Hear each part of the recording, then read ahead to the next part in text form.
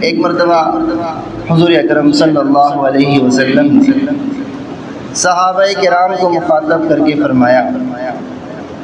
کیا میں تمہیں ایسی چیز نہ بتاؤں جو نماز، روزہ اور صدقے سے بھی افضل؟ صحابہ کرام بڑے حیران ہوئے۔ صحابہ کرام نے عرض کیا، یا رسول اللہ صلی اللہ علیہ وسلم ضرور فرمائیے۔ حضور اکرم صلی اللہ علیہ وسلم نے فرمایا، اصلاح ذات البین، آپس میں صلح کرانا۔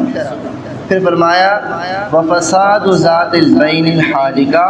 کیونکہ جو آپس کا جھگڑا ہے یہ انسان کے دین کو جڑ سے ختم کر دینے والی چیز ہے، کہ جب ایک مسلمان جھگڑے میں پڑے گا، اس کے اندر جو اللہ اور اس کے رسول صلی اللہ علیہ وسلم کی اطاعت کا جذبہ ہے، اس کے اندر جو دین پر عمل کرنے کا جذبہ ہے، وہ جھگڑے سے ختم ہو جائے گا۔ اب محدثین کرام اس حدیث کی تشریح میں یہ بات لکھتے ہیں کہ حضور اکرم صلی اللہ علیہ وسلم نے جو فرمایا کہ صلح کرانا نماز، روزہ اور صدقہ سے افضل ہے، اس بات کا کیا مطلب؟ کیونکہ ہم جانتے ہیں کہ نماز، روزہ تو فرض عبادات ہیں، تو اس بات کو اب سمجھنے کی ضرورت ہے۔ محدثین اس کی تشریح میں یہ لکھتے ہیں کہ جو حکم ہے یہ وقت کے لحاظ سے کہ ایک ہی وقت میں نماز کا ٹائم بھی ہے اور اسی وقت جھگڑا بھی ہو رہا ہے، تو حضور صلی اللہ علیہ وسلم کے فرمان کے مطابق اس وقت افضل یہ ہے کہ پہلے صلح کرائی جائے اور بعد میں نماز پڑھی جائے۔ اگر روزے کی مصروفیت ہے، سحری یا افطاری کا وقت ہے اور اس وقت جھگڑا بھی ہو رہا ہے، تو پہلے صلح کرائی جائے، بعد میں سحری اور افطاری کی جائے۔ اسی طرح صدقہ دینا تھا یا صدقے کی کوئی مصروفیت تھی،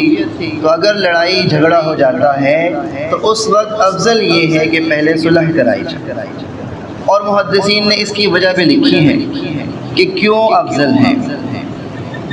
جب دو لوگوں کا آپس میں جھگڑا ہوتا ہے، ہم جانتے ہیں کہ انسان کے غصے کی کوئی حد نہیں۔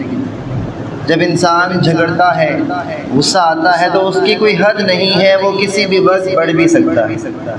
اور ہم نے اپنی زندگی میں بہت سارے ایسے واقعات دیکھے ہوں گے